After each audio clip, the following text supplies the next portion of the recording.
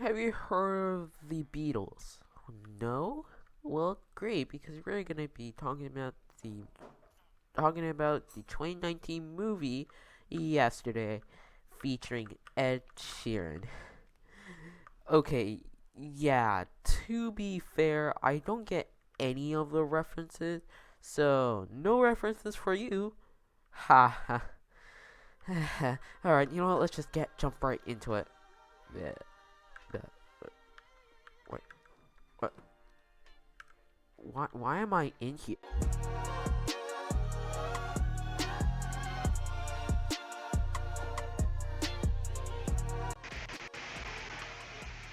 We get introduced to our main character for this weird movie, Jack Malik. Jack is an average Joe on the outside doing his job in a store. His boss is like, hey, stay here and work because money and, the customers like you. And Jack agrees to him, saying, okay, yeah, sure, I could do that. But I digress. Anyways, he's a normal person on the outside working in the store. But in the inside, has a passion for singing and playing his guitar and making music. He keeps getting bad audiences because they are noisy and uninterested by songs. There's this, but to the savior, kind of. A psychic, kind of. Her name is Ellie, or Elle, as Jack would say.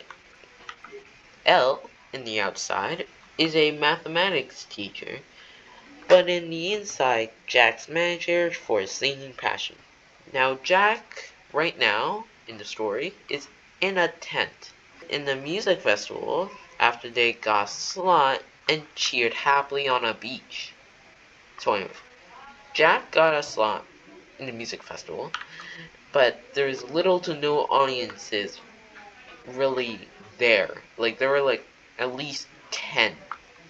And that's kind of embarrassing with the other people in those tents, or other people in other tents getting like 50 to 30 to maybe even 70. It was demotivating. So Jack is like, I'm so demotivated. What am I ever going to do? I can't pursue my dreams if no one's gonna be attending. He's gonna be demotivated. But Ellie, Jack's manager, is like, hey, no, no, don't give up. You got dreams. You can do this. People will notice. People will notice sooner or later. And, well, Jack agrees. This is the exposition. Now, let's get to the rising action.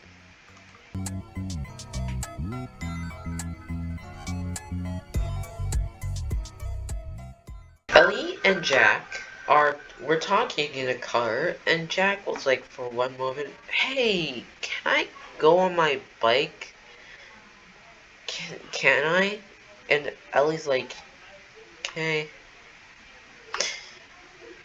Then there was Jack on his bike going home, and for some reason, the lights and electricity start to go off while Jack is here seeing all of it happening right in front of his eyes. And suddenly, out of nowhere, he gets hit by a bus. Yeah, he suddenly gets hit by a bus and gets seriously injured. He comes back to conscious because he was unconscious when he got hit by a bus, and wakes up in a hospital. I mean, what? I don't think he's gonna be waking up in the middle of the street. But yeah, okay, he's in the hospital, and LL came because she got the news of what happened to Jack, and she goes to Jack in the hospital. She explains what happened to Jack because he didn't know what happened during the incident. What she's saying is, you, Jack, are a lucky little blood. Get it? Because they're in England. You know, the British. Okay, whatever. And the lights went out for 12 seconds worldwide. And during that, you got hit by a bus. And soon goes the so they hang out with his mates and gives him that gift that was related to his little incident, putting salt in his wound. One of his gifts were guitar, and he was like, "Wow, thank you," because his old one broke from the incident. It probably got crushed, and his friends are like, or his mates, as I should say, is like asking him to to play a song because it's a new guitar. They want to see how it sounds, and so Jack plays one of the Beatles songs yesterday. Ah, are you laughing? Are you giggling? Are you Mickle? Are you giggling? No?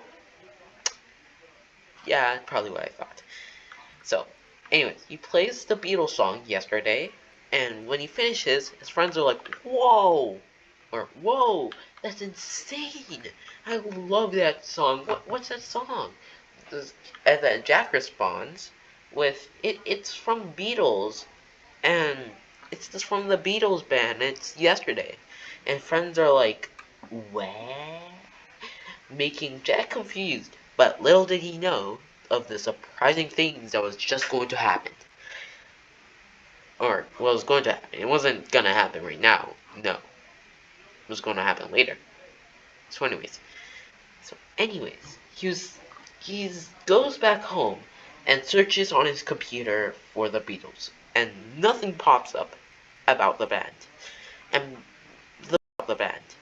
And the Beatles, nothing pops up in thinking that this is just a lie. This is just a misspelling error. So he tries again, but it fails.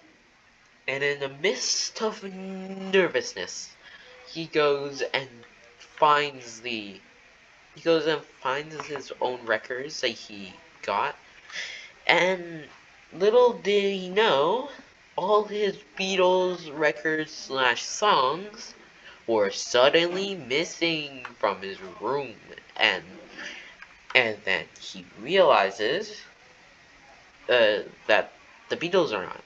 He quickly went to the computer again, searched all the Beatles band, and realizes again that the Beatles didn't exist. The members weren't popular yet. Remember, yet. And then after he starts to show the world like the Beatles song, claiming it as his own. But if you think about it, you'll think that it's okay since the Beatles didn't exist at that point yet. But in my opinion, I think it would be plagiarism. Well, okay, technically it's not, but well, because Jack knows he didn't create it. He knows it was made from the band, the Beatles, the absolute legends themselves. But he credits it as his own, thinking that it will be okay, just like everyone else thinking that. And you know, and they didn't really think about it. But again, I digress. Anyways, they sing about the Beatles song. It sings the Beatles songs, multiple Beatles songs, with with this new character, Gavin, that they found while talking in some sort of cafe or something. And Gavin is a small local music producer that kickstarted his singing and guitar playing to, well, a hobby to a career. That's really good for a small local music producer.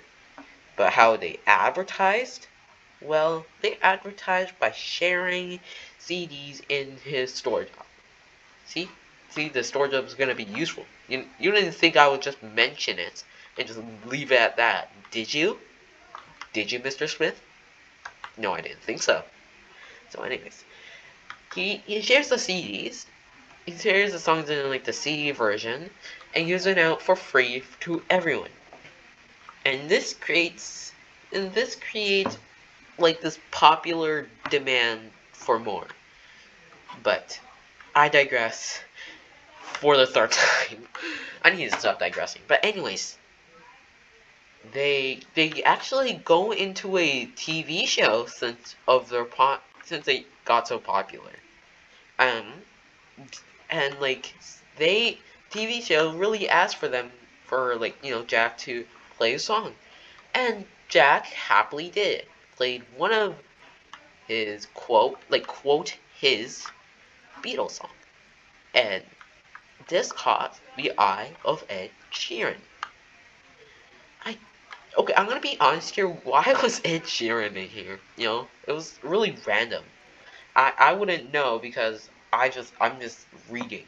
I'm just like explaining it. I'm not gonna answer the question. But anyway, Ed Sheeran saw that really, really ripped off.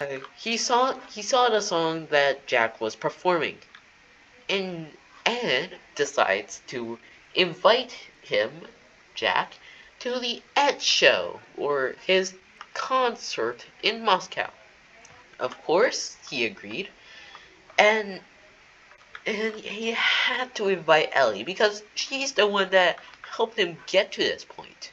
Am I right? Because she's the manager. But Ellie sadly had to disagree because she was in a parent-teacher conference, I think. No. She was teaching. Yeah, she was teaching. And he couldn't go alone. No. He had to go with one of his mates. Sorry, one of his mates in that party from earlier, and named Rocky. This very, very, very sketchy guy, and went on a jet to Moscow to meet up with Ed Sheeran and sing their songs. That was from Beatles. And after the show, after like the entire show was done, Ed Sheeran was competing with Jack to see who can write the best songs in 10 minutes. I don't know. That seems a bit long or short. You'll need like at least 20 minutes, but whatever. Well, anyways, Ed writes his own, and Jack. Do you want to just guess? Just guess what happened.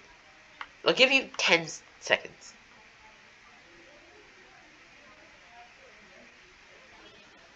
Guessed it? Took the song from the Beatles. What do you expect? Like seriously, what do you expect?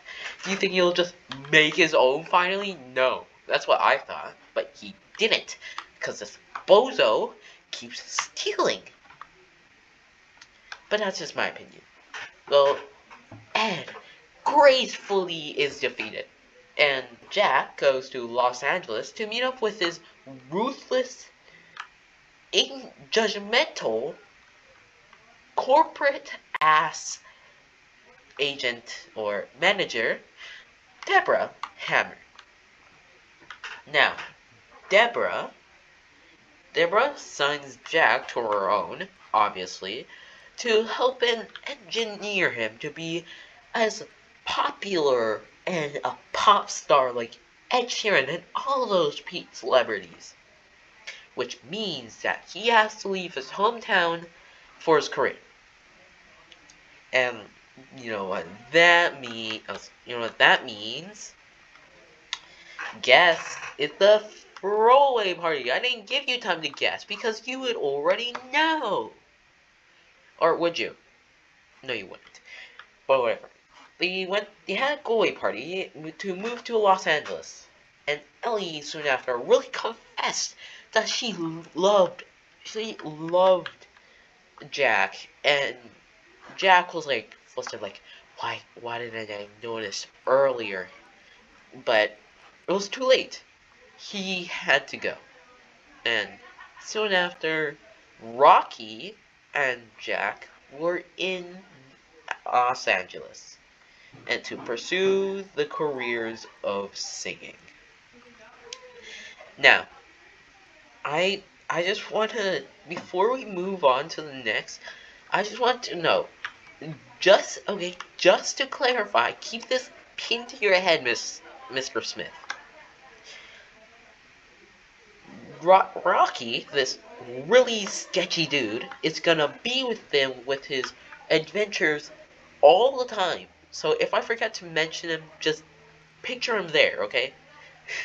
I'm sorry, just like sometimes I forget to mention him because I'm on a rant. Thank you for letting me go on a rant, by the ways. And like I forget to mention him there. So just a future note, okay? Okay? Alright. So anyways, let's get to the rising action part 2.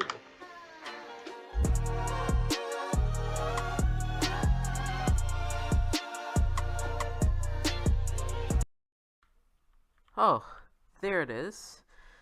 This is my bedroom. I haven't done anything with the floors. Ignore that, please. My parents are gonna get replaced soon. Alright? Alright. Get on. Alright. So anyways, let me continue the rising action. So, when Jack and Rocky get to Los Angeles and to the East West Studios, they start working on their newly planned album.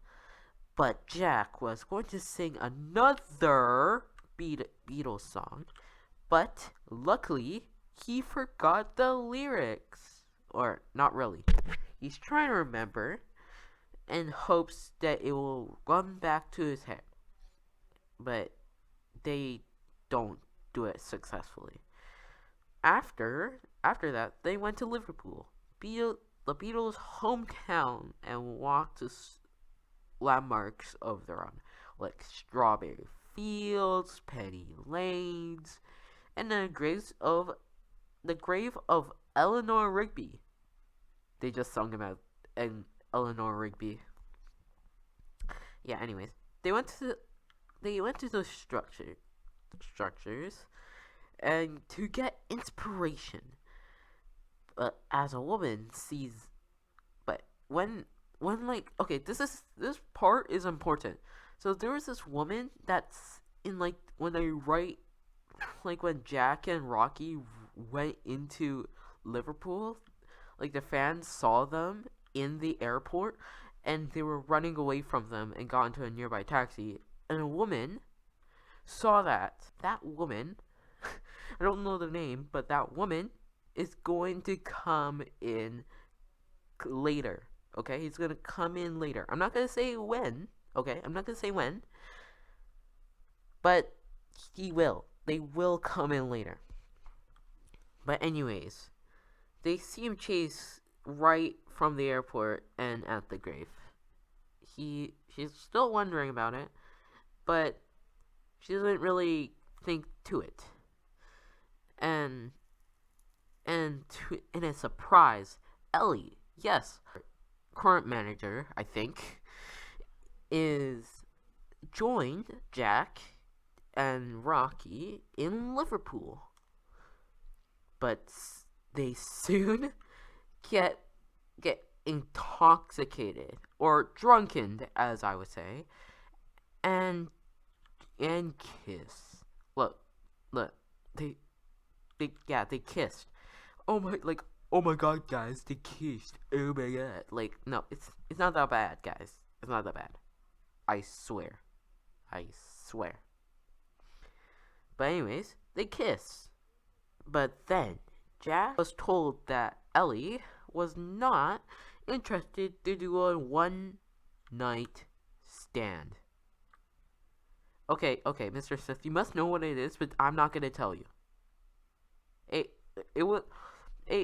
I'm not dirty. It's the next morning. Okay, this is Jack and Rocky wake up and quickly and swiftly rush to the train station, thinking that Ellie has already left and went back home. But but this woman, or sorry, not this woman, Ellie was in the cafe this entire time, and Ellie and Jack are starting to talk, and Rocky says that Jack has to go in like 5 minutes. Yeah, and Ellie was like, I'm like so fascinated, and I'm so proud of you for your work. I mean, you got this far. I put as much as I would like to go. I can't. I mustn't join. I mustn't intervene in your celebrity life. I just can't. No, no, no. And Jack was like, why? We could have a great time. Why not? Please, please, please, Joy. We're gonna have a good time together. But Ellie had to sadly decline, and soon Jack had to go with Rocky and go. Sadly, Ellie couldn't see him grow and perform his songs, but she will soon. And soon, Jack and Rocky goes back to Los Angeles to record songs, and meanwhile that Jack felt devastated.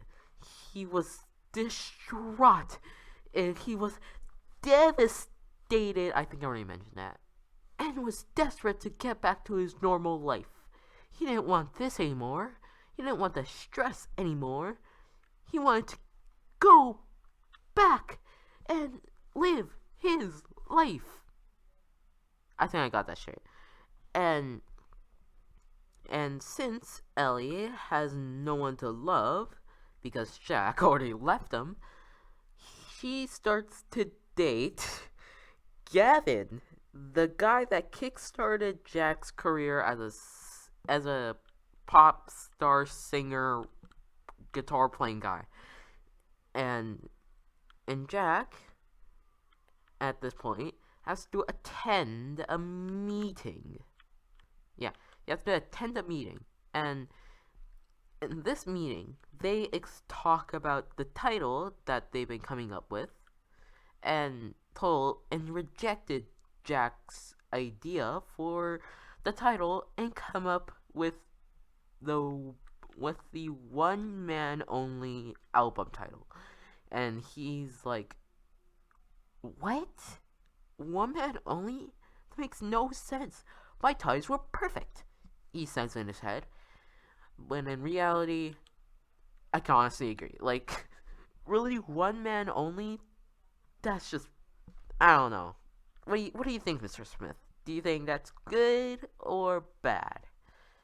You tell me. But anyway, he's back in the recording studio again, and has to sing the song Hey Jude into Hey Dude, because that was Ed's idea, and everyone starts agreeing. Oh yes, that's a fine idea. You should do that, Jack. That is more better than Hey Jude. That disgusting title. Okay, they didn't actually spit at it, but just imagine it. They just rejected and named it Hey Dude. Till Rocky comes in mid-recording with Jack's phone, and Ellie was calling on Jack's phone. And Jack was like, oh, okay, like, let me take this for 1 second. And then Jack comes in, and it's like, hey, Ellie, what's up? Like, how's it going? And then Ellie first is the good news. First, Ellie convinced the people at Gorgeston-on-Sea for a rooftop concert, and like Jack was like, yippee, and was happily excited. But the bad news is that she had to say, hey, since you were like gone for like a while, I had to like date Gavin, the guy that like kickstarted your career. And Jack was like, "Oh, yeah, yeah, that's okay." That's it for Rising Action 2. Uh, this must have been a bad take on the part 2 of it, but it's just to keep you interested. Okay? Okay, but let me reenact this. Let me reenact how he felt when when he heard the news, the bad news. Exactly. This is when he heard the good news. Okay, look in his eye. He was like, "Yippee, yippee, Jack." Okay, wait, yeah, yeah. It's like yippee, yippee, and when he acted to the bad news, he was like, "Oh my God, what have I done? I should have not done that. I should have not done that." And he also told Rocky to shut up because Rocky was like, "Me." He was like, yada yada yada. He was yapping. He was yapping when Jack was like, and yeah. Let me get back on my seat. That was Rising Action Part 2. Now, get the climax. Finally. Enjoy. No, wait. I realize I'm not supposed to be in here. Tyler, where are you? Oh, God. I'll see you later. Hey, babe, how are you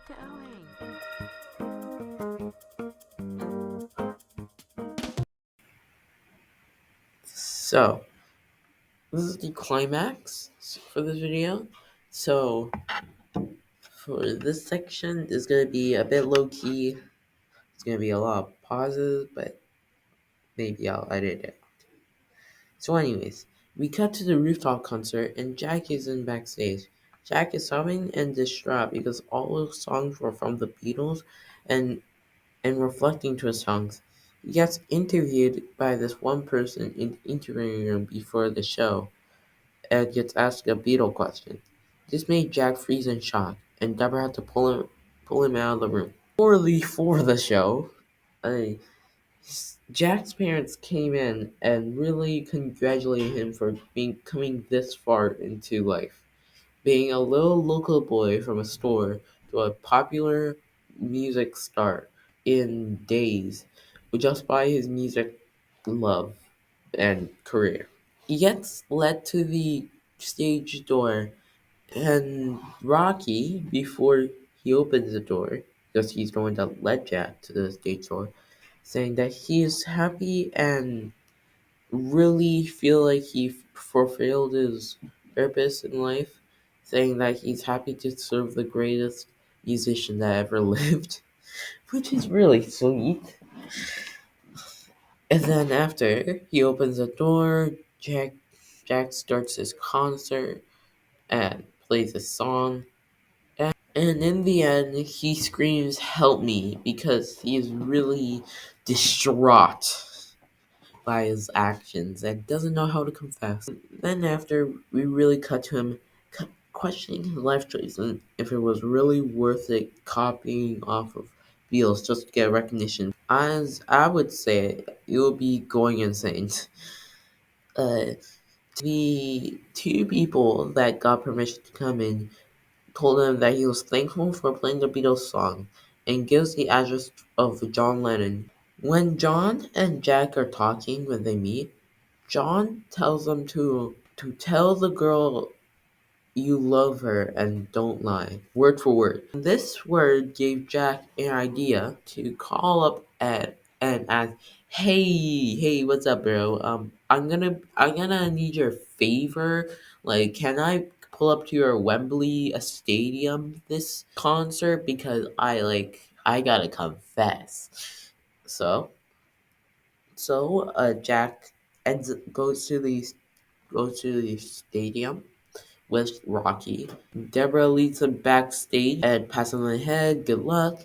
And then Jack comes on, plays this compilations of songs. This is when he starts to confess that all the songs were plagiarized from the Beatles, and the love to Ellie as Jack confessed to the audience and Ellie. Rocky uploaded all the songs for free because Jack said all the songs will be free and will be uploaded by my friend Rocky.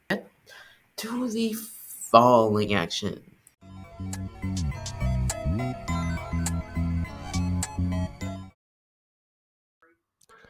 This is the falling action and resolution. Alright. Gavin comes in between Ellie and Jack talking about what happened when Jack confessed on stage. Gavin is saying that it was fine for Jack to take Ellie back because Gavin dated Ellie to make her happy. They soon run away from a crowd and Deborah as Rocky helps them in their escape by blocking the door. And they both get into Ellie's car and go back home. Soon, Jack and Ellie go back to their normal lives. They started a family with 3 kids, and Jack gives up his fame to become a music teacher, and they lived happily ever after. The end. Okay, before I go, I want to clear up some things that I should have mentioned. A lot of the information I got was from the Wikipedia, so shout out to them. And that is only in the plot.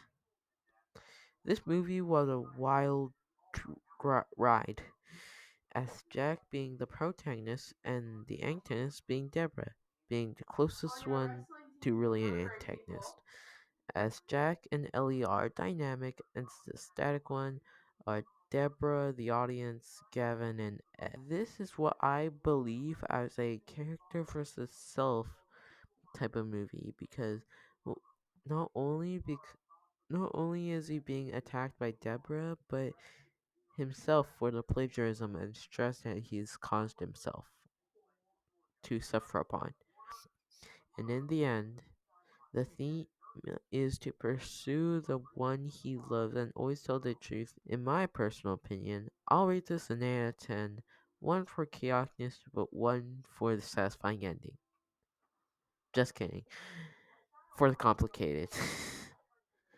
Alright, I'll see you later.